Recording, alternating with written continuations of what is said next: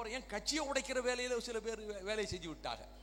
அண்ணன் பெரியண்ணன் தலைமையில, பெரியண்ணன் யோசனையில, அண்ணன் பெரியண்ணன்ல சரி விடப்பா, அவர் பெரிய மனுஷன், அவரை போய் இந்த நேரம் சொல்லக்கூடாது, பாரியா வைகோ இப்போ கூட என்னை போய் சொல்லிட்டு இருக்காங்க, அவர் பெரிய தலைவர், நல்லா இருக்கட்டும்.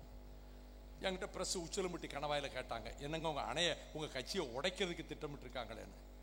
நான் முதல்ல அணையை காப்பாத்துறையா, கட்சியை உடைக்கிறத பிறகு பார்த்துக்கிறேன், அதை பத்தி நான் பேச விரும்பலன்னு. அந்த அந்த நடைபடத்தில் லட்சக்கணக்கான மக்களை சந்தித்தேன். 678 ஊரிலே மக்களை திரட்டினேன். வீட்டுக்கு ஒரு பிள்ளை வாகின்றேன். 10 லட்சம் பேர் திரண்டார்கள். மக்கள் கொதித்து எழுந்தார்கள். நீதிமன்றத்தில் அதிமுக அரசு வழக்கை முறையாக நடத்தியது. நீதி கிடைத்தது. தாமதமாக கிடைத்தாலும் அதை காப்பாற்றிக் கொள்ள வேண்டும். எனவே கேரள அரசுக்கு சொல்லுகிறேன், எங்க அணை உடைஞ்சி இடுக்கிக்கு ஆபத்து வரும்னு சொன்னீங்க, நீங்க சொல்லல. இந்த ரிசார்ட் கட்டவன் சொன்ன பேச்சை கேட்டு அவங்க ஏகப்பட்ட சில்லறை பார்க்கறல, அதை கேட்டுக்கிட்டு சொன்னாங்க, முல்லை பெரியாறு பெண்டிக்கு அணையினால உங்களுக்கு ஆபத்து இல்லை, கடைசியில நம்ம தலையில மொத்தமா இடிய போட நியூட்ரோனோவை கொண்டாந்துட்டான். நியூட்ரோனோங்கிற இந்த மோசமான திட்டம், அழிவு செய்கிற திட்டம், அதை பற்றி விளக்கணும்னா 1 மணி நேரம் விளக்கணும், என்னால முடியாது, நேரம் இல்லை.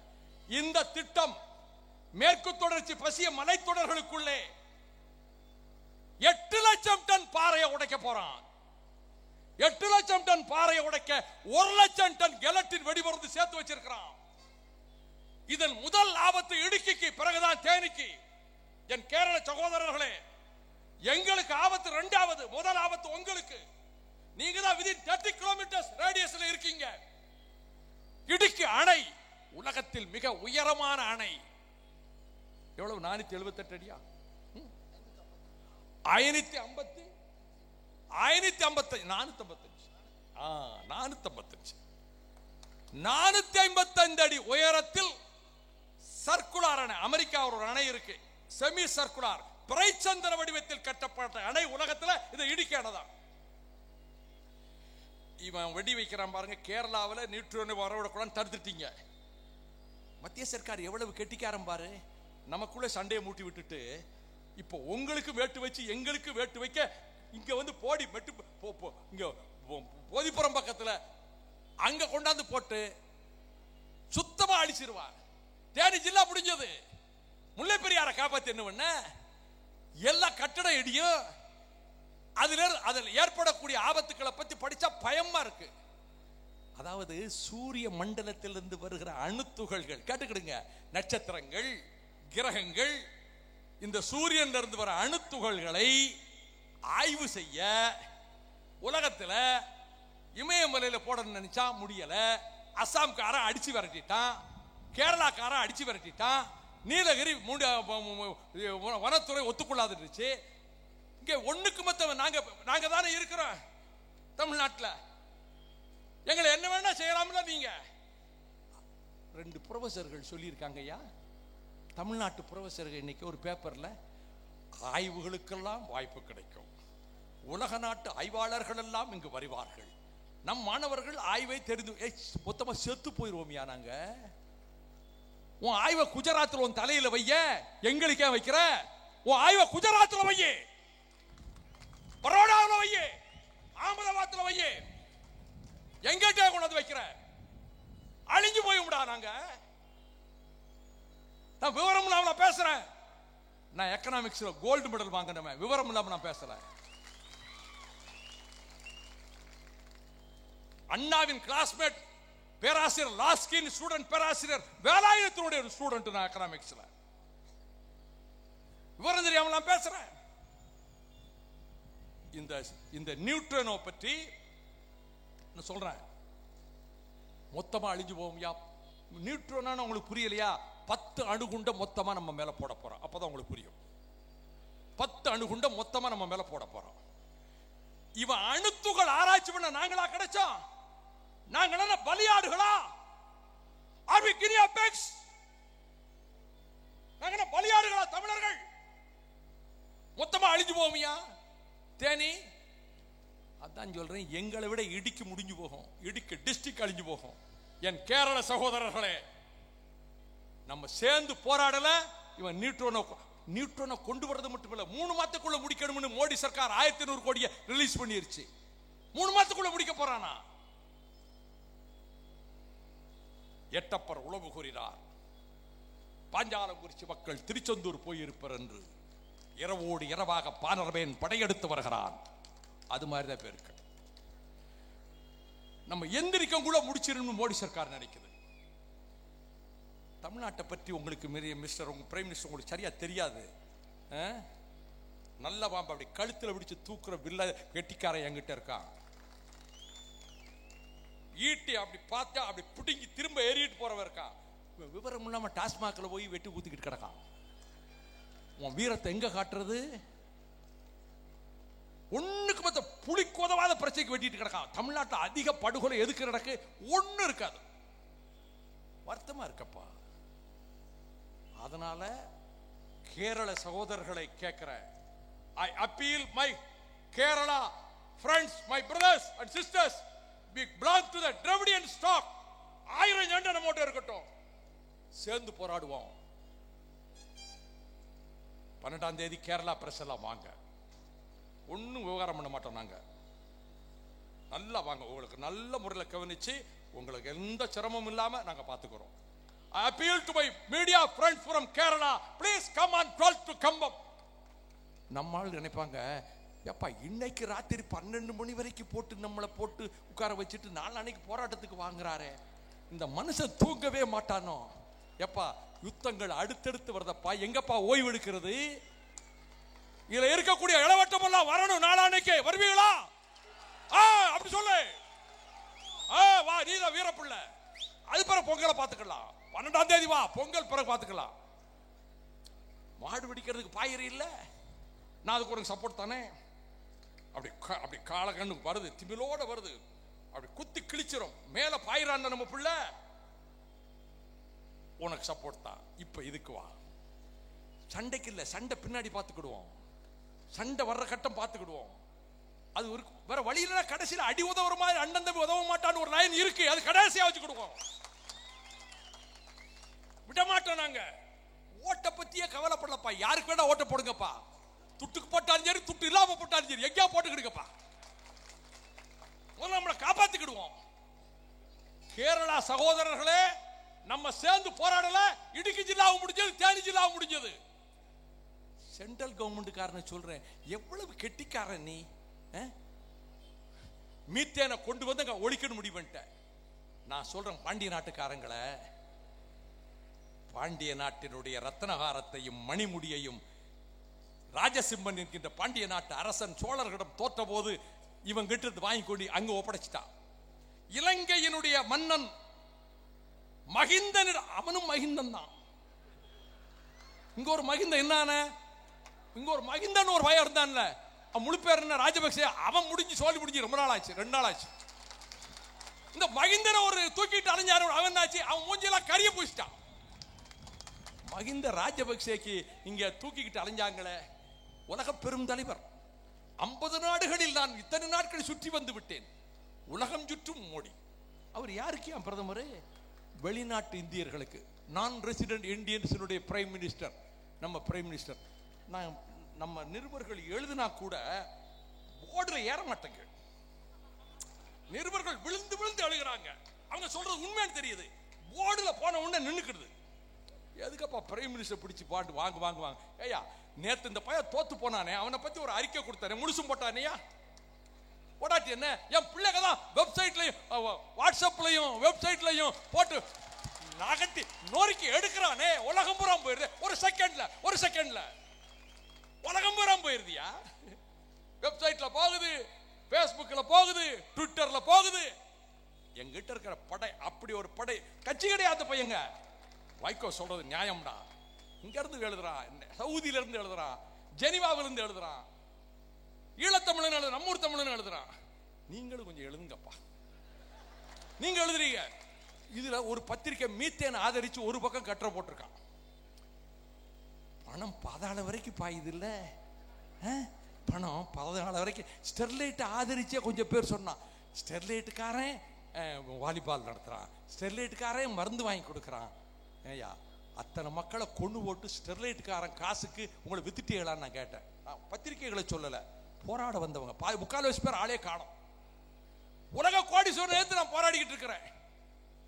ஏயா ஊர்ல உள்ள கோடீஸ்வரன் எல்லாம் நீ எதிர்த்துக்கிட்டு இருக்கே அப்படின்னா, இதுல ஒருத்தர் 2 பேர் வளர்ச்சி திட்டங்களுக்கெல்லாம் வைக்கோ எதிர்ப்பாக இருக்கிறார்.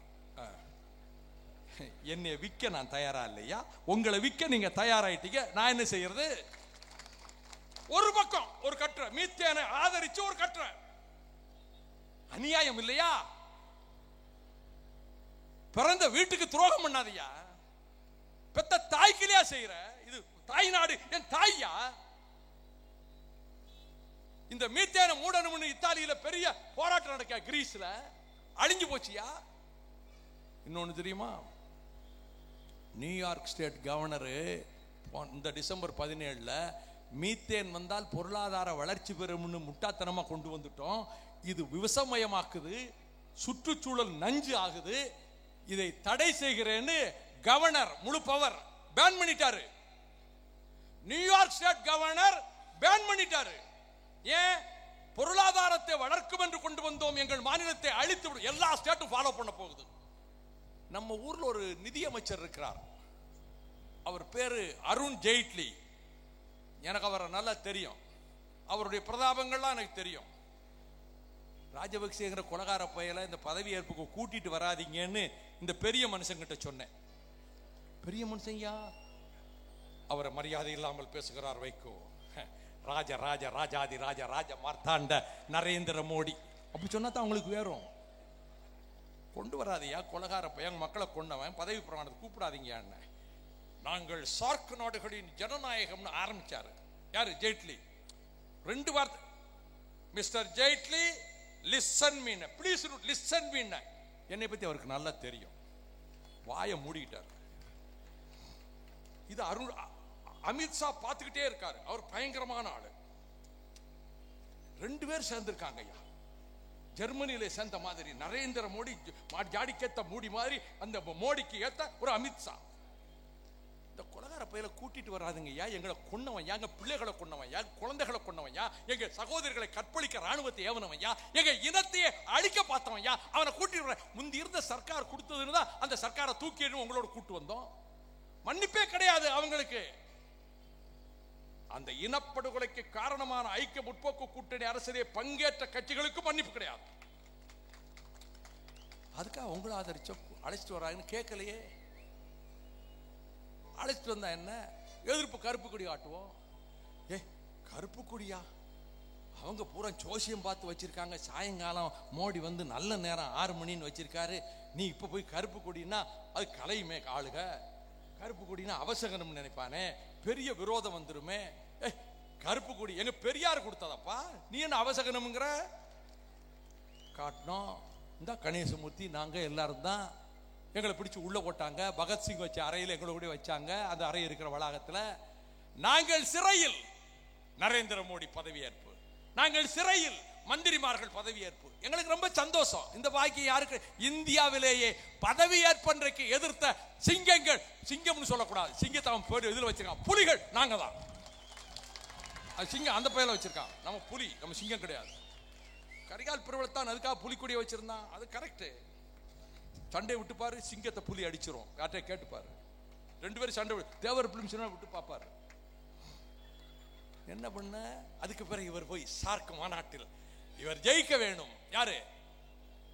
டீ குடிக்கும் போது சொல்லல, நரேந்திர மோடி பிரதமர் உரையில் சொல்கிறார், இவர் ஜெயித்து அடுத்த ஜனாதிபதியாக வர வேண்டும்.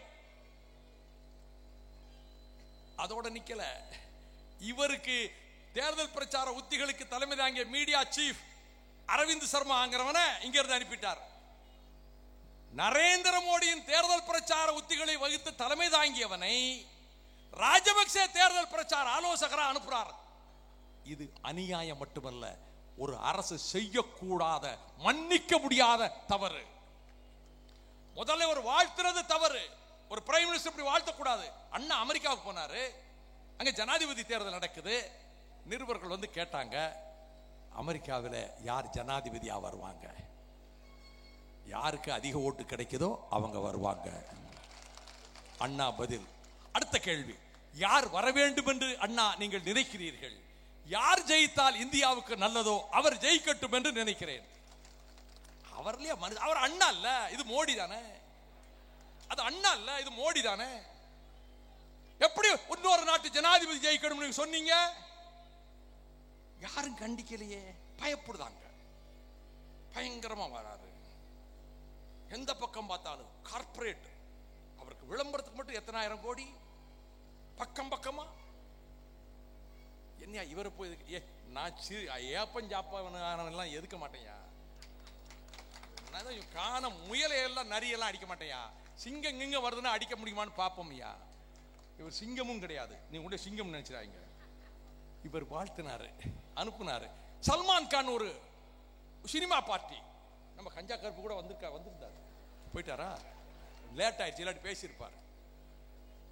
சல்மான் கான் ஏன் அடுத்த நாட்டில் போய் பிரச்சாரம் பண்றதுக்கு போனியா? சரி, என்னாச்சு? இதுக்கு மேல இன்னொரு இவனுக்கு பாரத ரத்னா கொடுக்கணும்னு நரேந்திர மோடி அரசு நம்ம மக்களை கொண்ட கொலைகாரனுக்கு பாரத ரத்னா கொடுக்கலான்னு ஒருத்தர் தைரியமா சொல்றான். சொல்லிட்டு 25 மிஷின் கன் துப்பாக்கியோட வந்துகிட்டு போயிட்டு இருக்கான். நான் அதை பத்தி எல்லாம் பொருட்படுத்தல. ஒருத்தன் சொல்லியிருக்கான், அவன் ஜோசியம் பேர் கூட சொல்லியிருக்கான். அவனுக்கு என்ன கடுப்போ தெரியல, இவரை க்ளோஸ் பண்ண நினைச்சாரு என்னமோ தெரியல. நீங்க ஜெயிக்கணும்னா திருப்பதிக்கு போய் வெங்கடாஜலபதி கோயில்ல போய் கும்பிட்டுட்டு வந்துட்டேன்னா நீங்க ஜெயிச்சிடலான்னு சொல்லியிருக்கான். உடனே திருப்பதி கூட்டி வந்துட்டாங்க. திருப்பதிக்கு வர்றான்னு தெரிஞ்ச உடனே டாக்டர் மாசிலாமணி தலைமையில ஒரு டீம், மல்லை சத்யா தலைமையில ஒரு டீம், மாசிலாமணி தலைமையில இவங்கெல்லாம் ஒரு படை நேரா ஆந்திரா பார்டரை கடந்து போய்கிட்டே இருங்க. போலீஸ் பூரா அங்க வந்துடும். நீங்க ரகசியமா பக்தர்கள் மாதிரி மேல்மலைக்கு திருப்பதிக்கு போயிருங்கன்னு அனுப்பிட்டேன். என்னென்ன வழியில் அனுப்புனேன் இப்ப சொன்னா அடுத்த ரவுண்ட்ல எப்படி எடுப்பேன்னு போலீஸ் கண்டுபிடிச்சுக்கிடுவாங்க. இன்டெலிஜென்ஸ், நம்ம ஊர் இன்டெலிஜென்ஸ் இல்ல, மத்திய இன்டெலிஜென்ஸ். மத்திய இன்டெலிஜென்ஸ் தமிழனுக்கு உணர்வு இருக்கு. நான் சென்ட்ரல் இன்டெலிஜென்ஸ் காரங்களுக்கு சொல்றேன், இவ்வளவு கடுமையா பேசுறாரு, என்னத்தையா வைகோவுக்கு வில்லங்க வந்துரும்னு கவலைப்பட்டு எழுதாம விட்டுறாதீங்க. அவங்க இந்த இன்டெலிஜென்ஸ் காரன் எழுதுறவங்கன்னா நம்ம ரசிகர்கள் ஆகி நம்ம ஆதரவாளர் ஆயிட்டாங்க நிறைய பேர். வைகோ சொல்றது ரைட் தான், வீட்டில் போய் பேசுறா. வைகோ சொன்னது 100க்கு 100 ரைட்டு. வீட்டில் குடும்பத்திட்ட, அம்மா கிட்ட, மனைவி கிட்ட சொல்றாங்க. நீங்க எல்லாத்தையும் எழுதி அனுப்புங்க, ஒரு வரி விட்டுறாதீங்க. நான் சொல்றது ஒரு வரி விடாம மோடி சர்க்காருக்கு எழுதி அனுப்புங்க. வந்தாங்களா நம்ம சத்யா பார்ட்டி, மணிமாறன், ஆட்டோ ராஜு, கந்தன், அம்பிகாபதி, ஜீவன், நம்ம பாலவாக்க சோமு எல்லாம் போயாச்சு. கரெக்டா இந்த பையன் வர விடிய காலை 7 மணிக்கு சாமி கும்பிட போறேன்னு ராத்திரி 1:30 மணிக்கு சாமி கும்பிட போயிருக்கான்.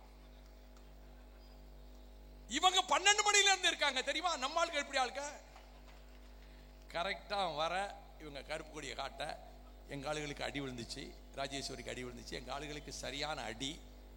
எங்க ஆளுகளுக்கு அடி விழுந்ததை எடுத்ததுக்கு தாயா போட்டோ பத்திரிக்காரங்களை பிடிச்சாங்க. பத்திரிக்காரங்களை பெருசா அடிக்கலையா? எங்களுக்கு ஒரு ராசி இருக்கியா, எங்க செய்தியை போட்டா நல்லது இல்லைன்னு ஒரு ராசி இருக்கு. பத்திரிகைக்காரர்கள் மீது அடக்குமுறை ஏவ முயன்றதுக்கு எல்லா தலைவர்களும் கண்டிப்பு. இந்திய கம்யூனிஸ்ட் கட்சி தா பாண்டியன் ஒரு ஆளை தவிர வேற யாரும் மறுமலர்ச்சி திமுக ராஜபக்சே முகத்துக்கு கருப்பு கொடி காட்டி அவர்கள் தாக்கப்பட்டார்கள். இதை படம் பிடித்ததனால் பத்திரிகையாளர்களை அவர்கள் அடக்குமுறை ஏவினார்கள் சொல்ல தாப்பாண்டிய ஒரு ஆளை தவிர யாருக்கும் மனசு இல்லை. அதை போடுறதுக்கு பத்திரிகைகளுக்கும் மனசு இல்லை. அதெல்லாம் நான் கவலைப்படலையா? நான் ராத்திரிலாம் தூங்கலையா தேனியில? ஏன் தெரியுமா? நம்ம பிள்ளைகளை அனுப்பிட்டோமே, நம்ம ஒருவேளை ஃபயர் ஓப்பன் பண்ணிட்டா சுட்டுட்டா நம்ம பிள்ளைங்க செத்துருவாங்களே. அவங்க அப்பா அம்மாவுக்கு வீட்டில் பொண்டாட்டி பிள்ளைக்கு யார் பதில் சொல்றது? 21 வருஷம் ஆச்சு, என் பிள்ளைங்க மேல ஒரு கல் விழ கூட நான் அனுமதிச்சது இல்லையே. இப்படி கொண்டு விட்டுட்டோமே. நான் போக முடியல. போயிருந்தா நான் முதல்ல நான் ஒரு மார்வேஷத்தோட போயிருப்பேன். நான் போக முடியாம இங்க சிக்கிக்கிட்டேன். நான் போயிருந்தா கவலைப்பட மாட்டேன். கூட்டு நம்ம மேல தானே வரும், அதனால பரவாயில்லை. ஆனா இயற்கை தாய் இது பண்ணிச்சு. நம்ம திராவிட கழக தோழர்கள் கூட என்னையா வெங்கடாஜலபதியும் சேர்த்து கொஞ்சம் பிடிச்சாங்க. நான் சொன்னேன், வெங்கடாஜலபதியை சொல்லாதீங்கய்யா, நம்ம நாட்டில் கோடிக்கணக்கான மக்கள் கிறிஸ்டியானிட்டியில் இருக்காங்க, இஸ்லாமில் இருக்காங்க, முருக பக்தர்களாக இருக்காங்க, வைணவர்களாக இருக்காங்க, அவங்க சைவர்களாக இருக்காங்க, எல்லாம் இருக்காங்க. காளி கோயிலுக்கு போகிறாங்க. நம்ம அதை நம்ம கருத்து நம்மோட வச்சுக்கணும். கோயிலுக்கு போகிறவங்கள நான் குறை சொல்ல மாட்டேன். நம்ம பெருமாள் எப்படி ஆள் தெரியுமா? இவரை ஏமாத்தலான்னு வந்த 1750 இந்து கோயிலை உடைச்சிட்டு வந்த பையன் தானே இவன். காளி கோயிலை உடைச்சவன் தானே. பால்கடலிலே பள்ளி கொண்டிருக்கின்ற பரந்தாமனுக்கு இது தெரியாதா? குடதிசை காலை நீட்டி குணதிசை தலையை வைத்து தெற்கே பார்த்தான்னு சொல்லி ஆழ்வார்கள் எழுதுற மாதிரி தெற்க ஒரு பார்வையை திருப்பினார் நம்ம வெங்கடாஜலபதி.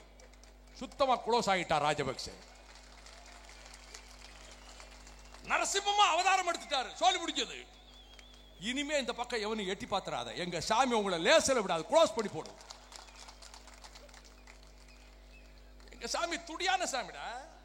எங்க முருக மேல் எடுத்து அவரு போய் நிப்பீங்களா? நீங்க எங்க காளி பரப்பிட்டா நீங்க நிப்பீங்களா? ஒழுங்கா இருந்துக்குங்க, ஜாக்கிரதையா இருந்துக்கிடுங்க. இப்ப ஒண்ணும் முடிஞ்சிடல, இப்பதான் ஆரம்பம். அந்த மண்ணை மீட்டு என் தலைவன் பிரபாகரன் எண்ணப்படி தமிழ் ஈழத்தை அமைத்து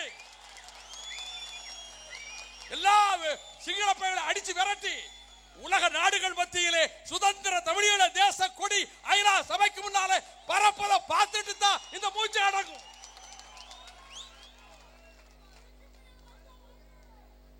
சும்மா விளையாட்டு காரியம் இல்ல. தமிழர்கள் ஒட்டுமொத்தமா ஓட்டு போட்டு காலி பண்ணிட்டாங்க. இஸ்லாம் சகோதரர்கள் மூத்தூர்கிற இடத்துல முஸ்லிம்கள் இருக்கிறாங்க. இந்த பயலுக்கு 7000 ஓட்டு, இந்த கொலகார பயலுக்கு எழுத்துனவருக்கு 57,000 ஓட்டு. பல்வெட்டுத்துறையிலே, தொண்டைமாநாட்டிலே, மன்னாரிலே, மட்டக்களப்பிலே, திருவோணமலையிலே, யாழ்ப்பாணத்திலே, முல்லைத்தீவிலே, வவுனியாவிலே எங்கள் மக்கள் அள்ளி ஓட்டு போட்டாங்க மைத்திரி சிறிபாலசேனாவுக்கு. சிறிபாலசேனா வந்து தமிழீழத்துக்கு வழி கொடுத்துருவான், அதிகாரம் கொடுத்துருவான்னு நினைச்சிட்டு ஏமாறுறதுக்கு நான் தயாரா இல்ல. இந்த சிறிபாலசேனா தான் ராணுவ மந்திரியாக இருந்து கொண்டு நம் மக்கள் அழிவுக்கு யுத்தத்தை நடத்தியவன். சிங்கள ரத்தத்தோடு கலந்தது இந்த வெறி உணர்ச்சி. தந்தை செல்வா காலத்திலிருந்து பார்த்துட்டோம். அதனால ராணுவத்தை போலீஸை வெளியேற்ற மாட்டோம். ஒரு நன்மை நடந்திருக்கு. தமிழர்கள் கொதித்தெழுந்து தோற்கடித்தார்கள் இந்த கொலகாரனை. ஐநா மன்றம் அமைத்த மனித உரிமை கமிஷன் விசாரணை குழுவை உள்ள அனுப்பு.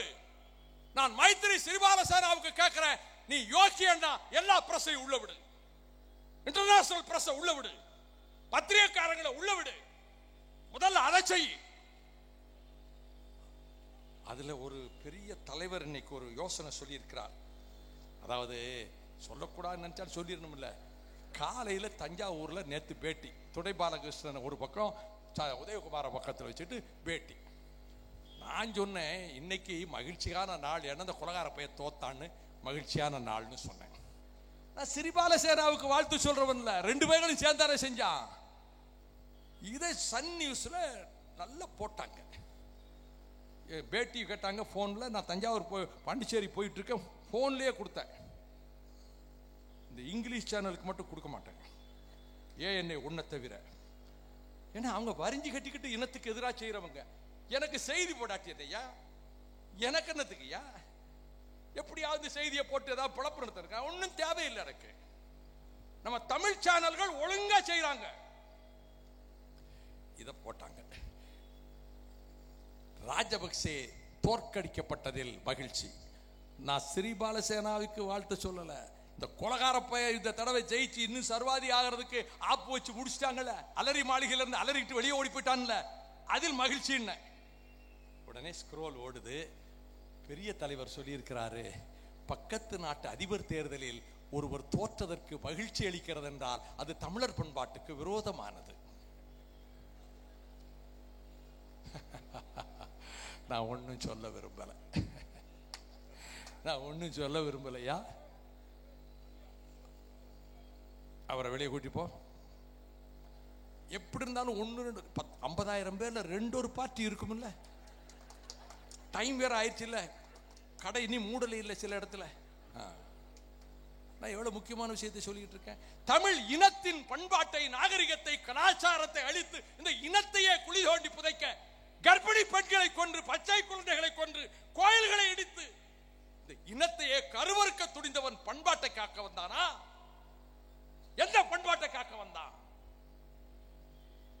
அவன் தோத்தது எனக்கு மகிழ்ச்சி அளிக்குதுன்னா தமிழ் பண்பாட்டுக்கு விரோதமா? அவர்கள் அடியோடு ஒழிக்கப்பட வேண்டும் என்று நினைக்கிறவன் நான். தோக்கிறதும் அடியோடு ஒழிக்கப்பட வேண்டும் என்று நினைக்கிறவன் நான் பிரபாகரனை ஏற்றுக்கொண்டவன். அப்படித்தான் இருப்பேன். விட்டுருவோம், ஏற்கனவே நொந்து போய் கிடக்கிறார், விட்டுருவோம். நான் ஒண்ணு சொல்ல விரும்புறேன். ஆனால் இந்த மீத்தேனுக்கு எப்படி உங்க மகன் கையெழுத்து போட்டார்? சோழ மண்டலத்தை அழிக்கக்கூடிய மீத்தேன் திட்டத்தை முன்பிருந்து ஐக்கிய முற்போக்கு கூட்டணி அரசு ஒப்பந்தம் போட்டது யாரு? Great eastern energy corporation. அதுல ஒருத்தன் இருக்க, அவன் பேரும் மோடி. அவன் பிரைம் மினிஸ்டர் சொல்லலப்பா. ஏன்னா எனக்கு வீட்டுக்கே போக முடியாதுன்னு கொஞ்சம் பேர் சொல்லிட்டு இருக்காங்க. வைகோ ரோட்ல நடமாட முடியாது, வீட்டுக்கு போக முடியாது. இவனும் குடிச்சிருக்கான், இவனு போய் இந்த ஆளும் குடிச்சிருக்கான். அதாவது பச்சை பிள்ளைகள். எனக்கு எதுக்கியா பாதுகாப்பு? என் டிரைவர் துறை வருவார், இல்லை பொன்னாங்க வருவார். இப்போ கொஞ்ச நாளா எனக்கு 24 மணி நேரம் பிரசாந்த் வந்துகிட்டு இருக்கிறான், இல்லை அடைக்கல வருவார். எனக்கு எதுக்கியா பாதுகாப்பு? எனக்கு என்ன மிஷின் கன்னை வச்சுக்கிட்டு பிளாக்கெட்ஸ் வச்சுக்கிட்டா இருக்க? எனக்கு எதுக்கு பாதுகாப்பு? இந்த தமிழக மக்கள் எல்லோருமே எனக்கு பாதுகாப்பு, எல்லாம் பாதுகாப்பு. ஊர் மக்கள் எனக்கு பாதுகாப்பு, ஜனங்கள் எனக்கு பாதுகாப்பு. எனக்கு எதுக்கு? நான் ரோட்ல நடமாட முடியாதான், வீட்டுக்கு போக முடியாதான். எங்க ஆளு ரொம்ப கோபத்தில் இருந்தாங்க. இந்த தெக்காட்டுக்காரங்க ரொம்ப கோபக்காரன்னா என்னத்தையாவது செஞ்சு ஓடுவாங்கன்னு எனக்கு பயம். இவங்க 21 வருஷமா அவங்களை அடக்கி வச்சிருக்கேன். 1000 ஈட்டினாலும் எங்க ஆள் வந்து நிப்பான் தெரியுமா? 2000 அருவாக்கம் முன்னாலும் வந்து நிப்பாங்க. அப்படி ஆள் கூட இருக்காங்க. இது வரைக்கும் நான் பயன்படுத்தினது இல்லை. எனக்கு என்ன பயம்னா, வைகோ வீட்டுக்கு போக முடியாதுன்னு ஒருத்தன் சொல்லி போட்டான். இவங்க ஏதாவது செஞ்சிருவாங்கன்னு பயந்து போய், யாராவது நீ ஏதாவது செஞ்சா கட்சி விட்டு நடவடிக்கை எடுப்பேன்னு சொன்னேன். அவைத்தலைவரை கேட்காம ஏன் நான் சொன்னேன்? எதையாவது ராத்திரிக்குள்ள ஏதாவது நடந்துடக்கூடாதுங்கிற பயத்துல ஏதாவது ஒரு இடத்தில் சிறு அசம்பாவிதம் நடந்தாலும் நான் கட்சியை விட்டு நீக்குவேன்னு சொன்னேன். அதனால அதெல்லாம் ஒரு பொருட்டு இல்லை, அதை பற்றி நம்ம நினைக்க வேண்டாம். ஆனால் இந்த முந்தைய சர்க்கார் கையெழுத்து போட்டு கிரேட் ஈஸ்டர்ன் எனர்ஜி கார்பரேஷன் குஜராத்காரன் கம்பெனி தானே, அதுல புரிந்துணர்வு ஒப்பந்தத்துல காவிரி தண்ணி வாயிற பூமியில பிறந்த உங்கள் பிள்ளையாண்ட துணை முதலமைச்சர் ஏன் கையெழுத்து போட்டாரு? சிலதெல்லாம் மக்களிடம் சொல்ல வேண்டியதை சொல்லியே தீர வேண்டும். ஏன் கையெழுத்து போட்டாரு? நல்லெண்ணத்தின் அடிப்படையிலே தவற கையெழுத்து போட்டு விட்டோம். யாரு? நம்ம பெரிய தலைவர். என்னையா நல்லெண்ணம்? என்னங்க நல்லெண்ணம்? அழிஞ்சு போகுமியா மீத்தேனை கொண்டு வந்தா? மே 17 இயக்கத்து பிள்ளைங்க, நம்மாழ்வார் அதற்காகவே வாழ்ந்தார். இயற்கை வேளாண் விஞ்ஞானி, அதே சோழ மண்டலத்திலே பிறந்த அந்த மாமனிதன் அதை எதிர்ப்பதற்காகவே வாழ்ந்து லெனின் ராஜப்பா வீட்டில் உயிர் பிரிகிற வரையிலே அதற்காக போராடினார். மே 17 இயக்கத்தினர் குறுந்தட்டு போட்டிருக்காங்க. இன்ஜினியர் வீரப்பனும் விஜயகுமார் சொந்த பென்ஷன் பணத்தில் கேசட் போட்டாங்க. நான் லட்சக்கணக்கான கேசட்டை தயார் பண்ணி அவங்க பேர்லயே வெளியிட்டு வீடு வீடா கொடுத்தேன். இந்த வழியா பிரச்சார பயணத்துக்கு போறப்ப ரோட்ல எல்லாம் கொடுத்தேன். யார் உழைச்சாங்களோ அவங்களுக்கு உரிய ராயல்ட்டியை கொடுத்தா நான் பேசுவேன். சுரண்டல் என்பது அடுத்தவன் உழைப்பை சுரண்டுவதும் சுரண்டல் தான், அடுத்தவன் தியாகத்தை சுரண்டுவதும் சுரண்டல் தான், அடுத்தவன் பாடுபட்டதை சுரண்டுவதும் சுரண்டல் தான். That is also exploitation. யார் உழைச்சாங்களோ அவங்க உழைச்சதை நான் சொல்வேன், எந்த கட்சியில இருந்தாலும். அது நான் மற்றவர்கள்ட்ட நான் எதிர்பார்க்கல, என்னை பற்றி சொல்லணும் நான் எதிர்பார்க்கல. மே 17 இயக்கம் போட்டிருக்க கேசட்டை லட்சக்கணக்கில் போட்டு நான் கொடுக்க போறேன் அவங்க பேர்லயே. அதனாலதான் 20ஆம் தேதிக்கு வாங்கன்னு கூப்பிட்டுருக்கேன். எல்லா தலைவர்களுக்கு அழைப்பு அனுப்பியிருக்கேன். நான் மதுரை மாநகரத்திலே இருந்து கேட்கிறேன், பிரஜைகளில் ஒருவனாக கேட்கிறேன். நான் ஒரு பெரிய தலைவன் என்ற அகந்தையில் கேட்கவில்லை, இந்த தமிழகம் அழிந்து விடுமே என்ற கவலையில் கேட்கிறேன். தலைவர்களே, உங்கள் ஆலோசனைகளை சொல்ல வாருங்கள். இவன் சின்ன பொடியன், இவன் அழைத்து நாம் போவதா என்று கருதினால் உங்கள் பிரதிநிதி ஒருவரை அனுப்பி வையுங்கள். தமிழகத்தில் இருக்கக்கூடிய அனைத்து கட்சிகளுக்கும் நான் கடிதம் அனுப்பியிருக்கிறேன். கைப்பட மேலே பெயரை எழுதி அனுப்பியிருக்கிறேன். அண்ணா திமுக சகோதரி ஜெயலலிதா அவர்களுக்கு, திமுக அண்ணன் கலைஞர் அவர்களுக்கு, எல்லா கட்சிகளுக்கு, சிபிஐ, சிபிஎம், பாட்டாளி மக்கள் கட்சி, விடுதலை சிறுத்தைகள், தேசிய முற்போக்கு திராவிட கழகம், புதிய தமிழகம், எல்லா கட்சிகளுக்கும், காங்கிரஸ் கட்சி, தமிழ் மாநில காங்கிரஸ் தலைவனாக அல்ல, எல்லாரும் வாங்க ஒரு யோசனை பண்ணுவோம். நல்ல யோசனைகளை சொல்லுங்க. சும்மா உங்களை கூப்பிடல. 11 நாட்களில் கோடிக்கணக்கான மக்களை பார்த்துவிட்டு உங்களை அழைக்கிறேன். நாளொன்றுக்கு லட்சக்கணக்கான மக்களை கட்சி கொடி கட்டாமல், காரில் தெருக்களில் கொடியை கட்டாமல், மீத்தேனை தடுப்போம், காவிரியை காப்போம். 2 அணை கட்டுவதற்கு திட்டமிட்டு அணை கட்டப் போகிறான். மத்திய சர்க்கார் அணை கட்ட அனுமதி இல்லை என்று சொல்ல போகிறது. 20 நாளைக்கு முன்னாடி சொல்லிட்டேன். அணை கட்ட அனுமதி இல்லை என்று சொல்ல போறான், அணை கட்ட போறான். இதுதான் பாம்புக்கு தலையும் மீனுக்கு வாலையும் காட்டுகிற விலாங்குமின் வேலையை நரேந்திர மோடி சர்க்கார் கச்சிதமாக செய்கிறது. அணை கட்ட போகிறான், 2 அணை, பிறகு 4 அணை கட்ட போறான். 12 மாவட்டங்கள் அழிந்துவிடும். நஞ்சை கொஞ்சம் தஞ்சை பஞ்ச பிரதேசமாகும். ஊருக்கெல்லாம் சோறு போட்ட சோழ நாட்டுக்காரன் பிச்சை எடுக்க வேண்டிய நிலைமை ஏற்படும். நாம் மட்டும் எப்படி வாழ்வது? பாண்டிய நாட்டு மக்களே, தலையில காயம்னா கால்ல காயம்னா வலிக்காதா? உடம்புல எங்க இருந்தாலும் வலிக்கணும். நாம் பாண்டி நாட்டுக்காரர்கள், சோழ நாட்டுக்கு ஆபத்து வந்து விட்டது, காப்பாற்ற போகணும்.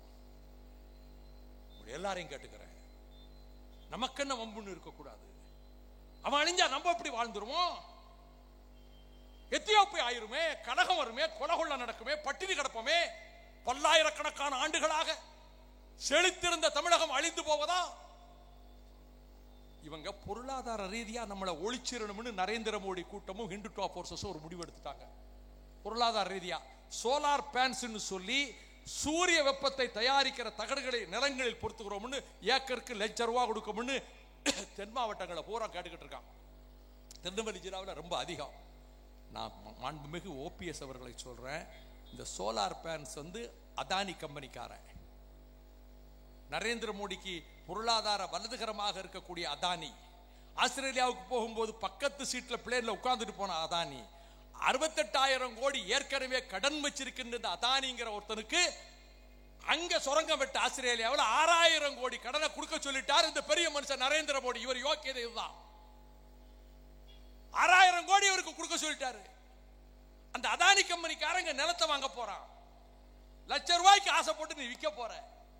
அந்த நிலத்துக்கு கீழே என்ன இருக்குன்னு நமக்கு தெரியாது. நம்ம என்ன அகதியா போக போறோமா? நான் கேட்கிறேன், நிலத்தை எல்லாம் கொடுத்துட்டு எங்கடா போக போறீங்க? எங்க போறது? எங்க பிழைக்கிறது? என்ன திட்டம் நினைக்கிறீங்க? தமிழ்நாட்டை ஒழிக்க திட்டம் போட்டானுவ.